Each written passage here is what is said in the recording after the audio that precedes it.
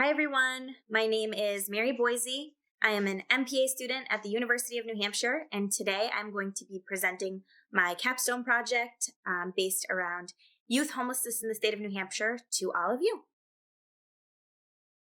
Hi, my name is Heather McNeil, and today I'm presenting on my capstone project for the Masters of Public Administration program with the Carsey School of Public Policy at the University of New Hampshire. For the capstone project, I worked with an organization called Good Work, and I'll go into detail in a minute about what they actually do. And the problem that I was solving for them is a marketing and communications plan. Hello, my name is Don Waldron. I am graduating from the MPA program. I work for the Londonderry Fire Department and the New Hampshire Fire Academy in EMS. This is my capstone paper, and this is looking at remote lesson delivery at the New Hampshire Fire Academy. Hello, my name is Marguerite Malloy, and I worked with the New Hampshire Department of Health and Human Services for my capstone project. Today, I will be presenting on how the New Hampshire Department of Health and Human Services uses the DISC personality assessment as a professional development and team building tool. This presentation will cover the agency's overall motivation for using this tool, the key factors that have led to success with this tool, and tips and considerations for future use. Thank you in advance for your time, and I hope you enjoy this presentation. For the purpose of completing my capstone project, I worked with the Bureau of Homeless and Housing Services, also known as BHHS. They are a division of the Department of Health and Human Services. BHHS works closely with a variety of community partners that have missions based in combating youth homelessness within the state of New Hampshire. They also assist with funding programs, helping plan programs, and implementing these programs. And they also are a hub for data collection and data analysis in the state when it comes to youth homelessness.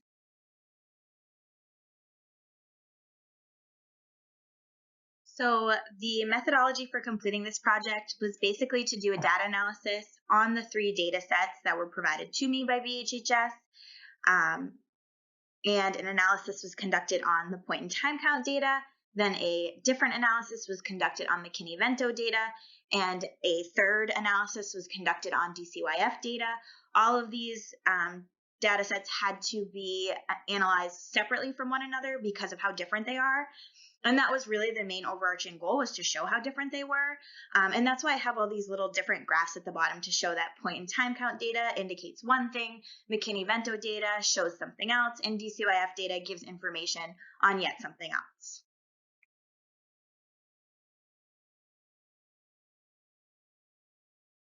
My recommendations for combating inconsistent data collection include increasing surveyor inclusivity of non-traditional housing sites. So making a significant effort to make sure surveyors are reaching individuals experiencing homelessness that might be in areas that are more difficult to access. One really great way of doing this is by having these agencies work more closely with fellow community partners that are actually providing programming to youth experiencing homelessness. So they already have gained a lot of these youth's trust and know a great deal about where they're staying night to night and what they're doing every day. So building up these relationships with the agencies so surveyors can access more individuals is really important. Another important recommendation is making sure all agencies collecting data are using the same definition of homelessness. Nothing is going to skew results more than if one agency is using one definition and another agency is using another definition of what it means to be homeless. A final recommendation would be encouraging partners to adjust their data collection methods to make sure they're more similar and uniform.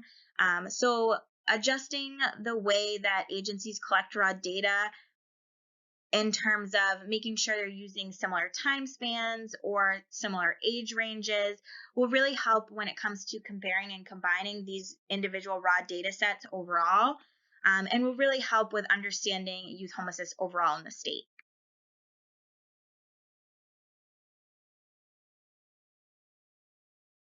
So as I mentioned, I was working with Good Work, and Good Work is a Seacoast nonprofit startup dedicated to the incubation of other Seacoast nonprofit startups. Its approach is unique, focusing on capacity building for IDFAs, early stage, and nonprofit startups through long-term engagement, customized strategic support, one-on-one mentoring, curating intensive working relationships, and affordable live-in workspace. That affordable live-in workspace comes a little later. You may have seen in the Seacoast online newspaper or another place similar, that they are going to be located in Cary Cottage in Portsmouth. So that is being renovated, and once that is all good to go, Good Work offices will be housed in there, as well as co-working space and living space for Seacoast area nonprofit startups.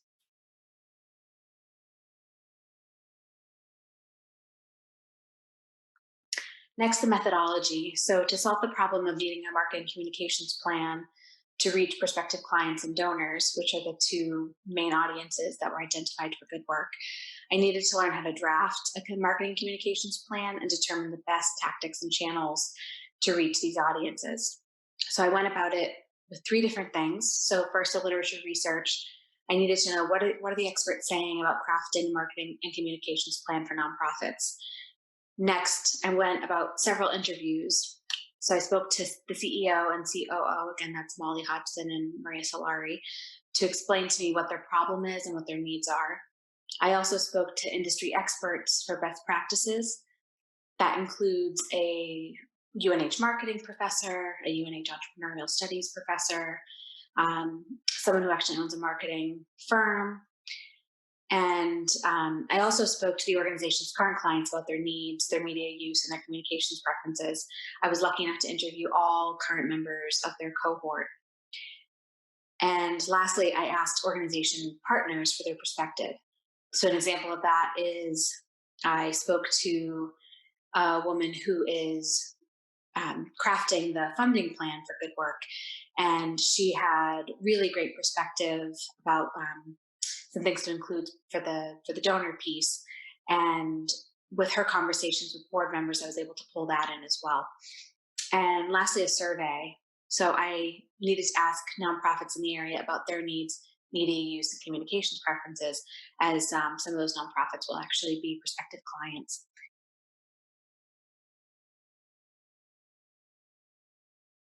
So this is what I recommended to Good Work. First, that there are 5 core messages for each audience. I could have gone on more than 5, but trying to keep my PowerPoint to them as concise as possible. As you can see, it was already 18 slides. Wanting to focus on 5 core messages that could be incorporated into the marketing communications for the 2 audiences, which again are Seacoast, New Hampshire nonprofit startups and high net worth donors. Number 2, tactics and channels to utilize the marketing communications success. The priority list for tactics and channels based on the cost benefit analysis that I mentioned before. So the cost benefit analysis really shows what's going to have the highest impact for the least amount of cost. And number 4, the metrics for success. So how are we going to figure out if what we're doing is actually working? And when will we look at that? Number 5, incorporate more storytelling on the website and other marketing communications channels. Marketing is more successful when the focus is on the why versus the how of the organization. And that's something that I actually got to learn in the class I'm currently taking, or just wrapped up, nonprofit management, and the textbook for that class, which I'll talk about.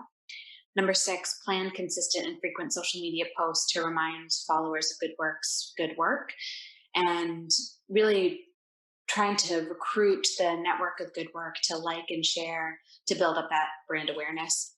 And lastly, that the marketing communications plan needs to be reevaluated regularly in order to make sure that its impact is lasting.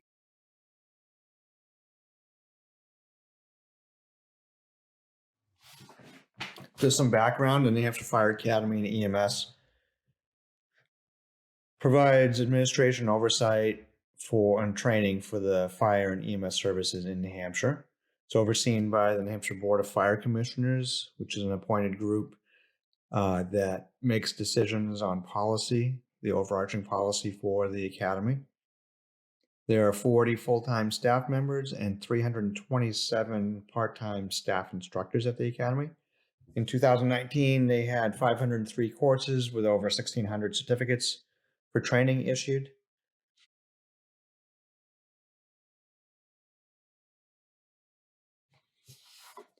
For my research, I did a lit review.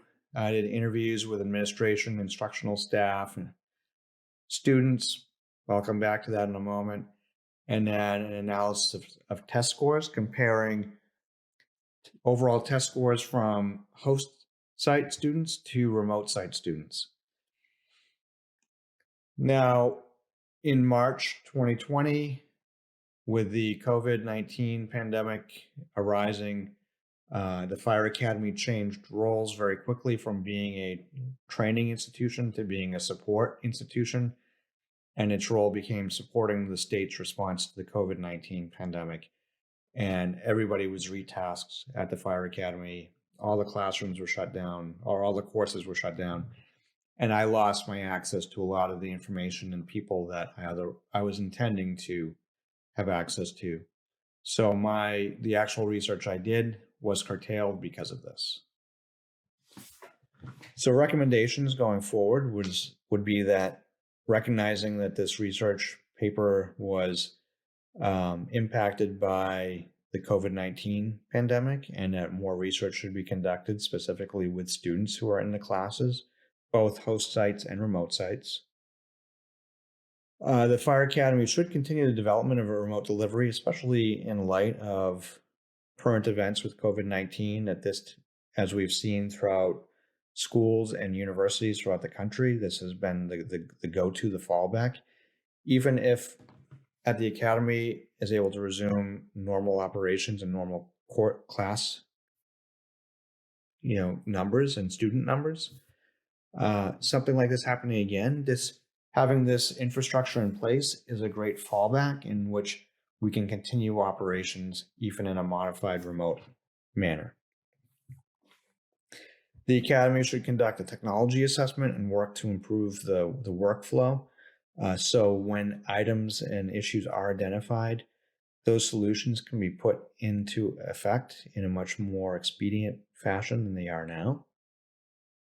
The Academy should provide support training for instructors on how best to teach in that host and remote site environment, and give them the tools that they need to be able to excel in that environment that we're asking them to go into. It's not natural. It's not comfortable for most instructors.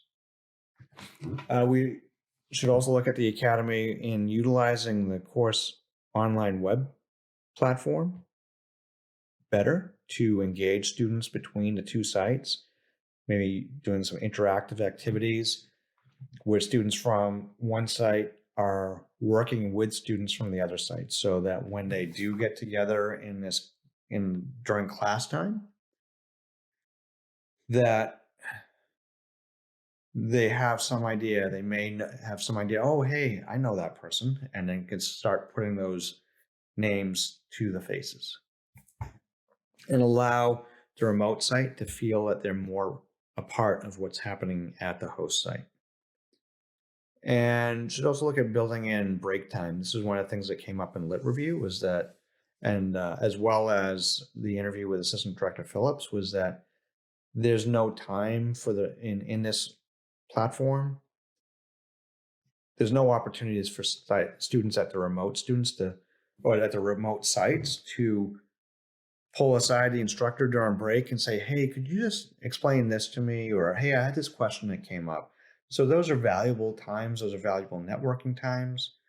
And our remote students lack that because they are not physically in the same place as our instructors. So if there's some manner in which the Academy could build in the virtual water cooler moments so that those students and instructors can have some connection time.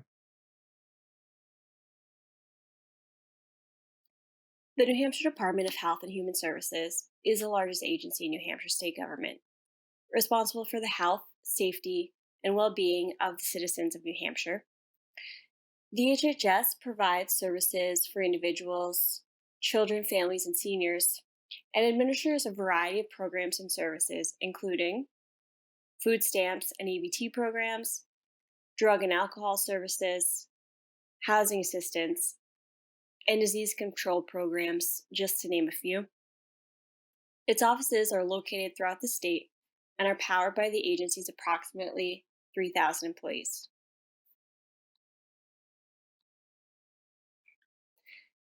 Like so many successful organizations today, DHHS is dedicated to promoting a culture of professional development and leadership. While the agency uses a variety of tools to accomplish this, there is one particularly creative and interesting tool that the agency has used with staff to promote awareness and understanding in the workplace. Tool is known as the DISC behavioral tool or the DISC personality assessment. Personality testing, for a variety of reasons, is actually a common practice among many organizations today. Personality testing has its roots in psychology science. It's used to diagnose psychological problems in clinical settings and is used to screen candidates for college and employment. Personality assessments have become widely used tools within organizations because they give insight into an individual's behavior. This can help predict job performance or job satisfaction. Oftentimes, they are used for candidate selection, employee promotion, executive coaching, professional development, and team building. Some of the most well-known and used assessments include the Myers-Briggs Type Indicator Test, the Hogan Personality Inventory, and the DISC assessment. Currently, DHHS only uses the DISC assessment for professional development and team building. But what exactly is a DISC assessment?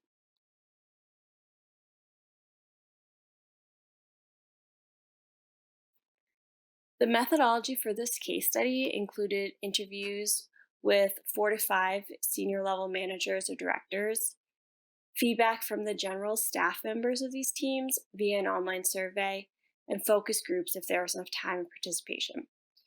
However, it must be noted that data collection was interrupted in the early stages by outside forces, which significantly impacted the amount of information gathered.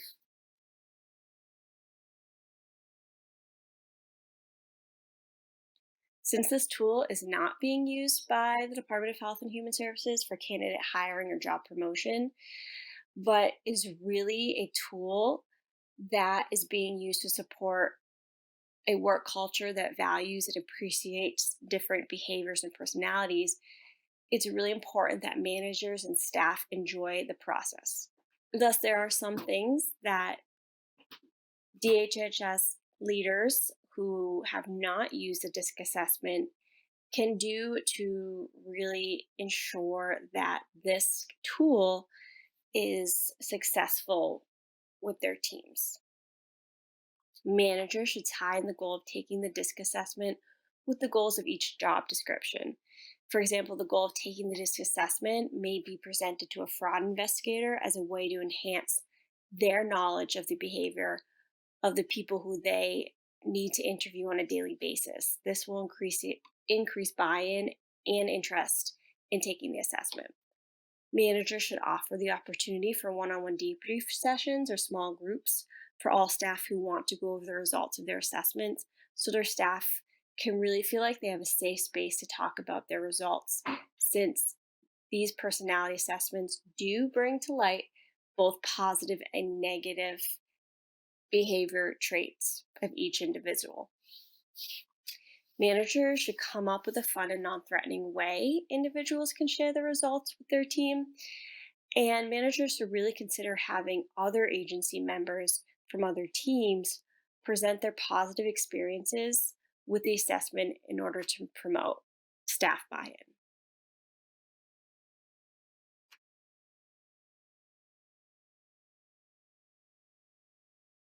When completing my capstone project, a lot of different information that I learned through the MPA curriculum was really beneficial in helping me to be successful.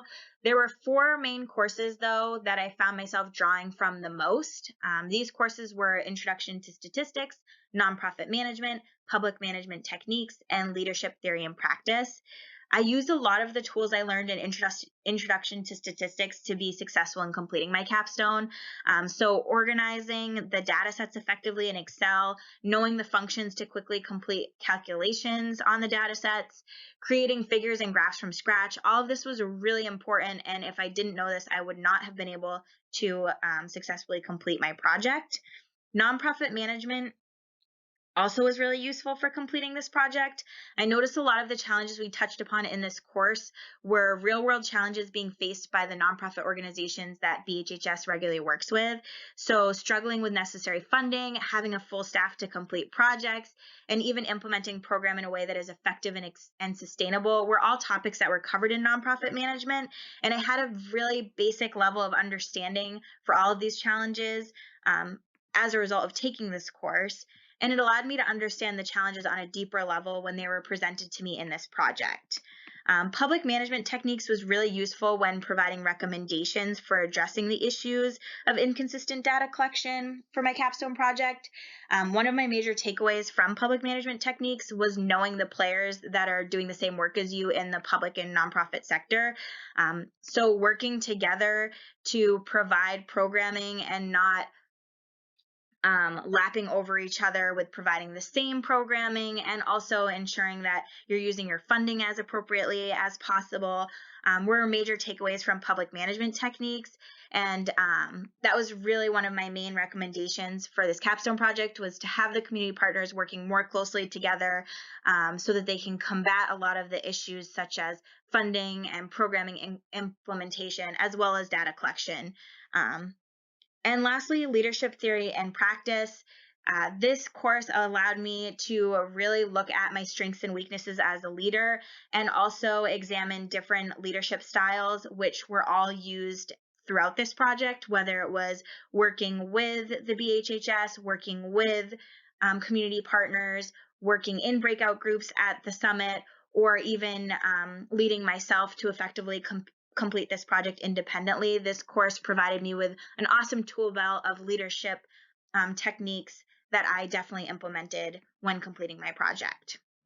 So finally, there are two major pieces I feel I took away from completing the MPA curriculum and also completing this capstone project.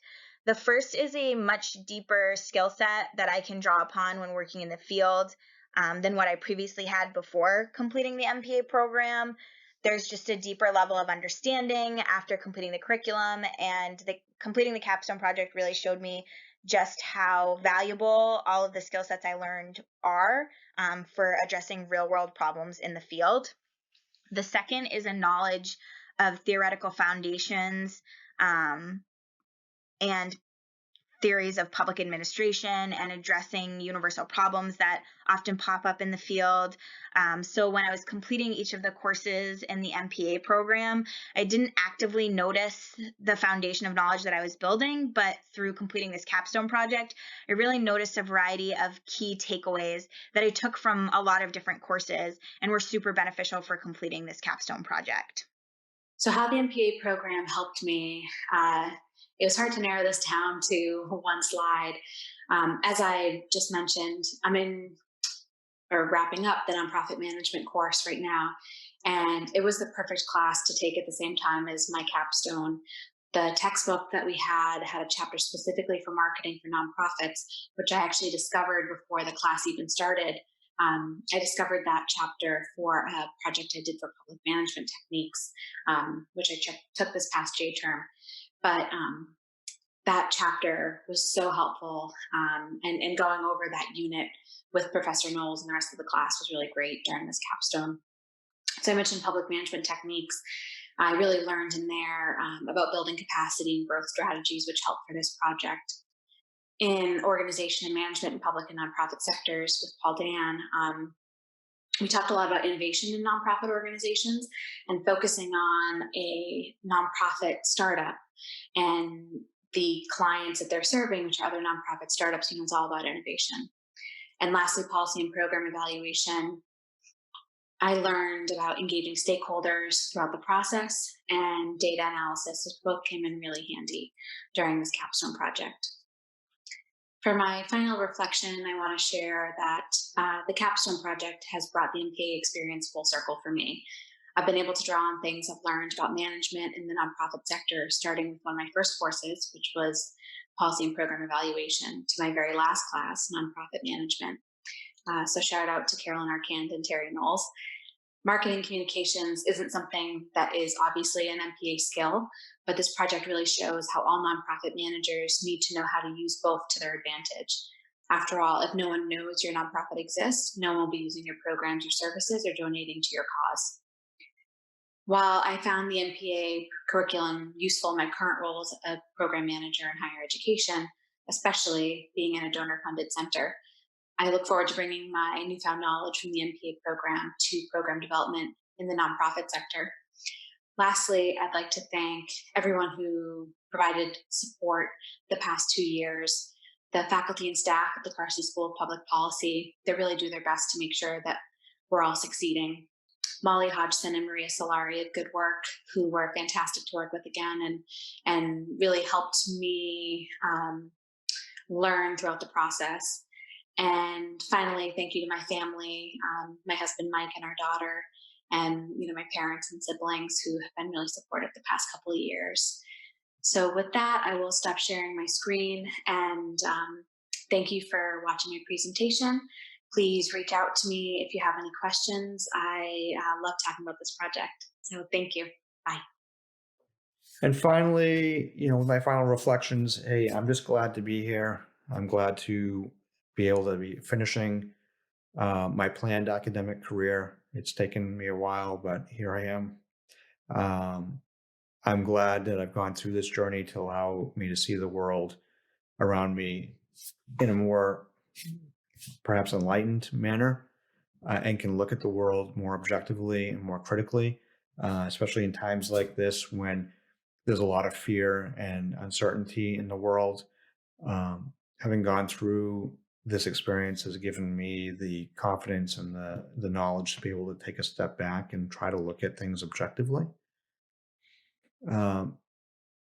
Specifically, some of my classes have helped me tremendously in org management, talking about reframing the discussion. That's been a huge thing for me. I talk about it in our Zoom class at night and then go to work the next day and see and implement opportunities to use that knowledge.